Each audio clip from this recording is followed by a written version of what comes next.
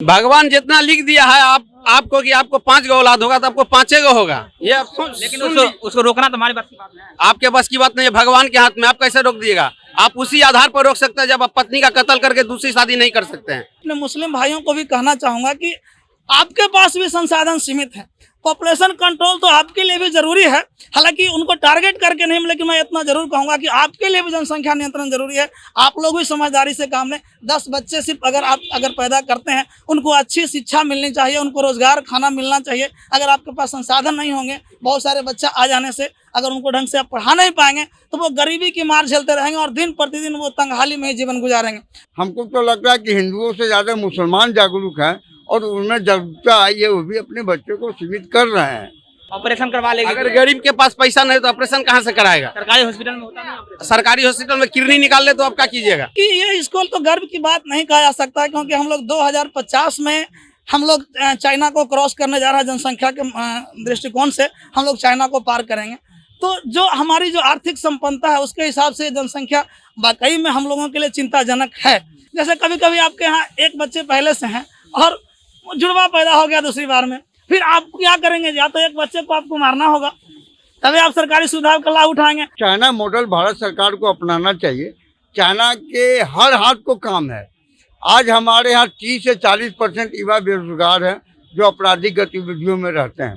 क्योंकि हमारे यहाँ जो संसाधन है वो सीमित है और इस सीमित संसाधनों में ही हमें अपने देश को आगे लेके जाना है। लेकिन किसी खास समुदाय के लोगों को टारगेट भी नहीं करना है, क्योंकि हमारा जो देश है वो धर्मनिरपेक्ष है। हम लोग जो है सारे लोगों को साथ लेके चलने की बात करते हैं। जनसंख्या नियंत्रण जो है वो पूरे देश में एक मुद्दा बना हुआ है। लगातार इस पर घमासान भी चल रहा है। जनसंख्या नियंत्रण को आप कैसे देखते हैं? इस पर कानून बनना चाहिए, बिहार में भी इसको लागू करना चाहिए। देखिए, जनसंख्या नियंत्रण कानून जो है इसे थोड़ा समझने की जरूरत है।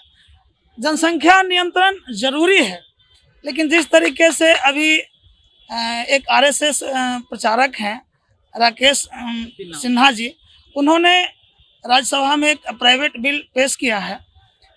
उस बिल को जो हम लोगों ने जितना भी पढ़ा है उस बिल के माध्यम से, तो उस बिल में कुछ कमियां हैं, उन कमियों को भी ध्यान में रखना होगा। जैसे उस बिल में है कि अगर ये जनसंख्या नियंत्रण कानून आता है तो जो 2 से अधिक बच्चे पैदा करेंगे उनको या तो अगर सरकारी नौकरी में जाएंगे तो उनको जो है एक शपथ पत्र लिख करके देना होगा और वो चुनाव नहीं लड़ पाएंगे, सरकारी सुविधाओं का लाभ नहीं ले पाएंगे। तो उनमें कुछ बातें ऐसी भी है जिसमें टेक्निकल प्रॉब्लम आ सकता है। उस कानून को में थोड़ा सुधार करने की जरूरत और समीक्षा करने की ज़रूरत है। दूसरी बात यह है कि कानून क्या हमारे देश के लिए अभी सही है या नहीं, क्या हम वाकई में क्या अभी हमको कानून बनाने की ज़रूरत है या नहीं, इस चीज़ को समझना होगा। तो अभी देश में अगर हम लोग देखते हैं तो जो हमारा देश का टोटल पॉपुलेशन ग्रोथ रेट है, तो टोटल पॉपुलेशन जो हमारा ग्रोथ रेट है वो 1.02 है और जो ग्लोबल पॉपुलेशन ग्रोथ रेट है वो 1.08 है।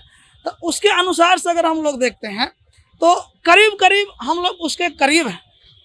और जो हमारा फर्टिलिटी रेट है वो फर्टिलिटी रेट हमारा 1993 में जो हमारा था वो 3.4 था, और जो आज का हमारा जो फर्टिलिटी रेट है 2015-16 का जो सर्वे की बात है उसमें हम लोग 2.6 हैं, जबकि ग्लोबल रेट 2.02 है। तो इसमें भी हम लोग कहीं ना कहीं ग्लोबल रेट को मैनेज करते हुए दिख रहे हैं। एक है कि इंदिरा गांधी जब हमारे देश का प्रधानमंत्री हुआ करती थी तो उस समय भी उन्होंने एक नारा दिया था कि हम दो हमारे दो।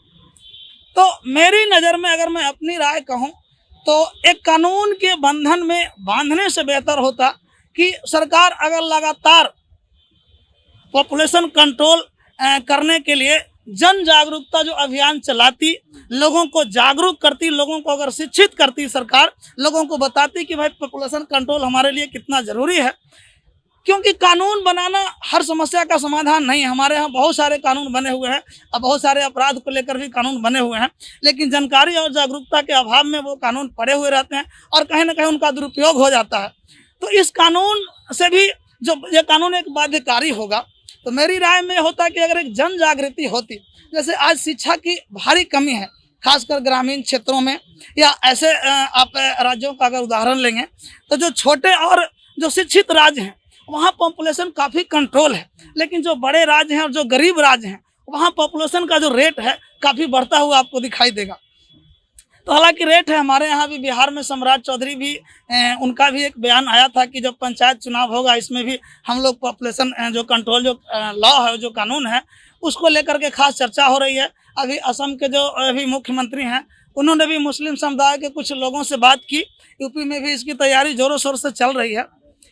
अब ये तो आखिरी फैसला सरकार का होगा, लेकिन कुल मिला के मेरा मानना यही है कि इस पर जो है समीक्षा की जरूरत है कि कानून नहीं, जागरूकता ज्यादा जरूरी है। बीजेपी वाले, विपक्ष वाले कह रहे हैं कि जो कानून लाया जाएगा उसमें एक समुदाय को जो है टारगेट किया जा रहा है, एक धर्म को टारगेट किया जा रहा है। आप भी मानते हैं जो इसमें एक धर्म को टारगेट किया जा रहा है? देखिए, धर्म का टारगेट से इसको जोड़ के मेरे नज़र में देखना उचित नहीं है, लेकिन कहीं ना कहीं ये जो आज हम लोगों का जो मौजूदा जो पॉलिटिक्स है वो इस तरफ ले जा करके धकेल देती है। क्योंकि अगर देखा जाए तो कुल मिला के अगर जो सामाजिक ताना बाना आप देखते हैं तो कहीं ना कहीं जो हमारे मुस्लिम समुदाय के जो लोग हैं वहाँ उनके यहाँ अगर देखिएगा तो उनके यहाँ जो पॉपुलेशन है वो हिंदू समुदाय के लोगों से ज़्यादा है। तो इस मायने से भी इसके मायने निकाले जा सकते हैं कि एक मुस्लिम समुदाय को टारगेट किया जा रहा है। हालांकि कहीं भी इस तरह के कानून बनाने के अगर का उद्देश्य ये होना नहीं चाहिए कि किसी खास समुदाय को टारगेट।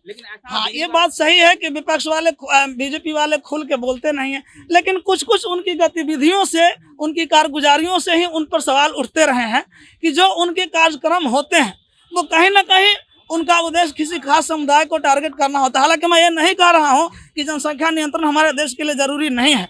जनसंख्या नियंत्रण हमारे देश के लिए ज़रूरी है क्योंकि हमारे यहाँ जो संसाधन है वो सीमित है और इस सीमित संसाधनों में ही हमें अपने देश को आगे लेके जाना है। लेकिन किसी खास समुदाय के लोगों को टारगेट भी नहीं करना है, क्योंकि हमारा जो देश है वो धर्मनिरपेक्ष है। हम लोग जो है सारे लोगों को साथ लेके चलने की बात करते हैं। तो किसी की भावना को आहत किए बिना ही अगर ये जो कंट्रोल होता है तो ज़्यादा बेटर है। हालांकि अभी अगर हम लोग कानून बना भी लेते हैं तो इससे ऐसे नहीं हो जाएगा कि अभी हम लोग को कानून बनी और तुरंत पॉपुलेशन कंट्रोल हो जाएगा, ऐसा नहीं। अगर आज हम कानून बनाते हैं तो इसका असर हमें कम से कम 30 से 35 साल बाद दिखेगा कि हमारे यहाँ कितना कंट्रोल हुआ है, पॉपुलेशन कंट्रोल हुआ है।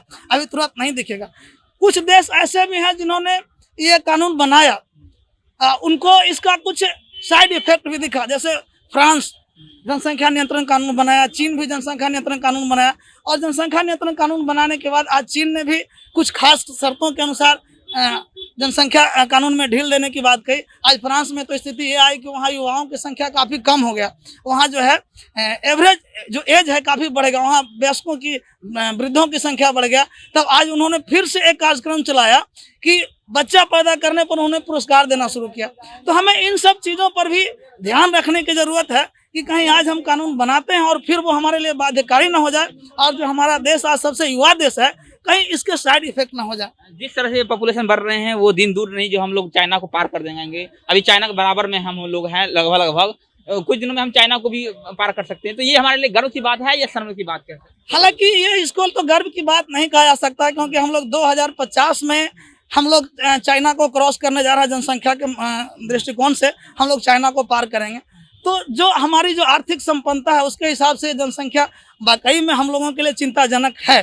लेकिन बाध्यकारी न करके, मैं बार बार यही कहूँगा कि बाध्यकारी नहीं करके लोगों को शिक्षित करने की जरूरत है, जागरूक करने की जरूरत है, सिर्फ कानून बनाने की जरूरत। नीतीश कुमार कहते हैं कि महिलाओं को शिक्षित करने की जरूरत है, रेणु देवी कहती है जो पुरुषों को शिक्षित करने की जरूरत है। तो किसको शिक्षित करने की जरूरत है? देखिए, महिलाओं को शिक्षित करें या पुरुषों को शिक्षित करें, सबसे पहले आप शिक्षित करने के प्रति कोई कार्यक्रम तो चलाएं।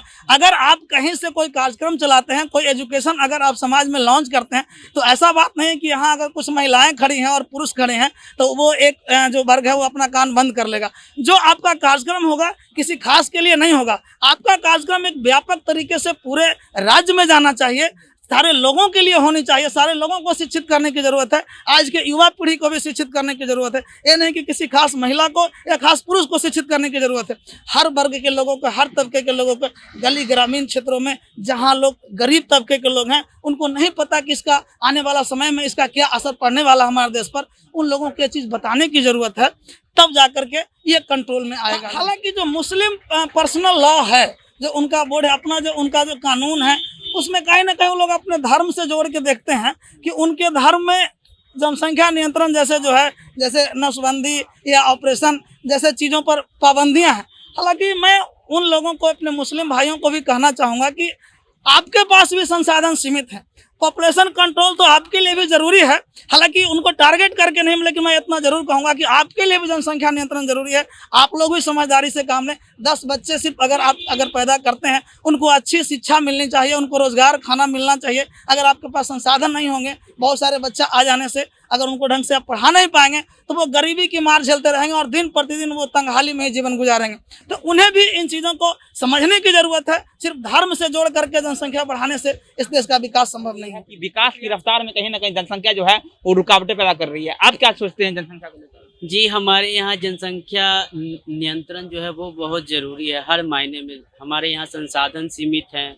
दूसरा, हर किसी को रोटी कपड़ा मकान चाहिए। उसके सबसे बड़ी बात है कि हमारे यहाँ अगर जो पर्सन है वो अगर शिक्षित हो जाएंगे तो वो आप रूपी जो है जनसंख्या नियंत्रण हो जाएगा।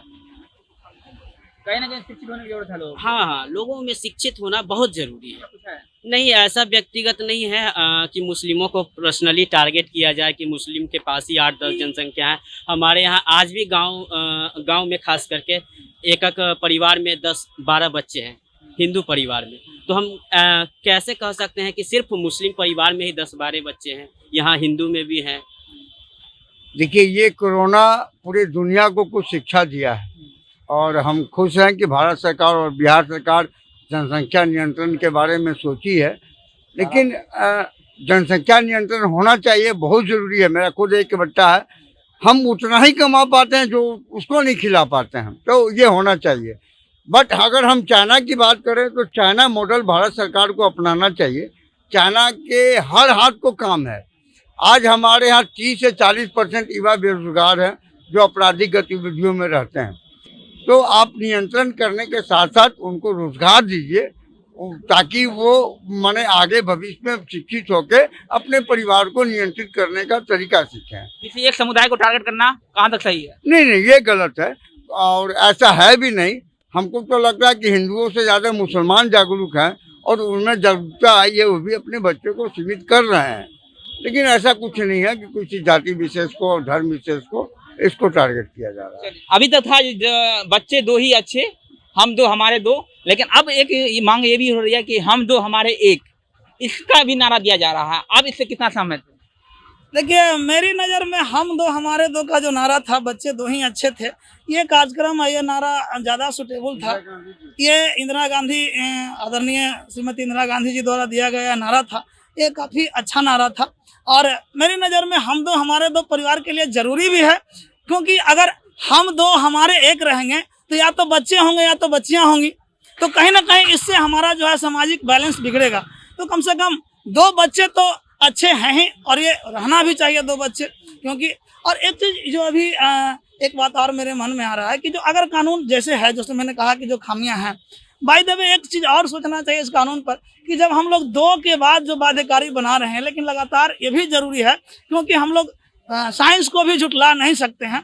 जैसे कभी कभी आपके यहाँ 1 बच्चे पहले से हैं और जुड़वा पैदा हो गया दूसरी बार में, फिर आप क्या करेंगे? या तो 1 बच्चे को आपको मारना होगा, तभी आप सरकारी सुविधा का लाभ उठाएंगे, अन्यथा ना तो आप कभी सरकारी नौकरी करेंगे, ना तो चुनाव लड़ेंगे, ना ही सरकारी सुविधा का लाभ होगा। तो 2 के बाद अगर ये बाध्यकारी बना देंगे तो 1 के बाद दूसरा में अगर कोई जुड़वा आता है, उसके लिए आपके पास कानून में क्या प्रोसीजर है, ये भी सरकार को सोचनी चाहिए। एक बहुत बड़ा सवाल होगा सरकार के लिए कि वैसे लोगों को किस श्रेणी में रखा जाएगा। जनसंख्या नियंत्रण में बहुत बड़ा सवाल चल रहा है। जनसंख्या नियंत्रण, जिससे जनसंख्या बढ़ रही है, कहीं ना कहीं विकास की में रुकावट पैदा कर रही है। जनसंख्या भगवान जितना लिख दिया है आपको कि आपको 5 गो औलाद होगा तो आपको 5 गो होगा, ये लेकिन उसको रोकना तो हमारे बस की बात नहीं है। आपके बस की बात नहीं है, भगवान के हाथ में। आप कैसे रोक दिएगा? आप उसी आधार पर रोक सकते हैं जब आप पत्नी का कत्ल करके दूसरी शादी नहीं कर सकते हैं। अगर भगवान भाग में लिखा तब ना प्रधानमंत्री बनता है, कोई मुख्यमंत्री बनता है, कोई विधायक बनता है, कोई रोड का भिखारी बनता है। वो भी तो इंसान है जो नाला साफ कर रहा है। उनसे जाके पूछे कि वो काहे ना प्रधानमंत्री बना। तो जनसंख्या नियंत्रण कानून लगना चाहिए या नहीं लगना चाहिए? तो जनसंख्या कम करने का एक ही फायदा है कि आप पत्नी को जब कर दीजिए, 2 बच्चा पैदा कीजिए, पत्नी को मार दीजिए, उसके साथ नहीं सोइए, अपने आप कम जाएगा। बस आपका बयान लेकिन अजीब है सर। हम अजीब बोलते ही हैं, हम अजीब बोलते ही हैं। जनसंख्या जो कम करने का यही एक रास्ता है, दूसरा कोई रास्ता है नहीं। ये तो आप भी जान रहे हैं। ऑपरेशन करवाना क्या नहीं है? हाँ? ऑपरेशन करवा लेंगे। अगर गरीब के पास पैसा नहीं तो ऑपरेशन कहाँ से कराएगा? सरकारी हॉस्पिटल में होता नहीं ऑपरेशन? सरकारी हॉस्पिटल में किडनी निकाल ले तो आप क्या कीजिएगा? तो कोरोना काल में कौन कोरोना से लोग मर रहे हैं? भूख से और किडनी निकाल के बेच लिया जा रहा है। क्लियर। तो कैसे रोका जाएगा जनसंख्या को? बस वही एक रास्ता है कि आप पत्नी को मार दीजिए, 2 बच्चा पैदा कीजिए, पत्नी को मारिए, दूसरी शादी नहीं कीजिए, जनसंख्या कम हो जाएगा। आपके पास यही प्लान है? यही प्लान है? हाँ, तो यही सरकार जब कर रही है तो लोग मजबूरे न होंगे। नहीं, सरकार आपसे पूछे कि जनसंख्या को आप कैसे रोकेंगे? मान लीजिए आप सरकार है एक दिन के लिए, तो आप कैसे रोकेंगे जनसंख्या को? हम भगवान की तरफ से जो आपके किस्मत में लिखा गया है वही होगा, आप नहीं रोक सकते हैं। विधाता की विधि को कोई नहीं रोक सकता है, वही जानते हैं।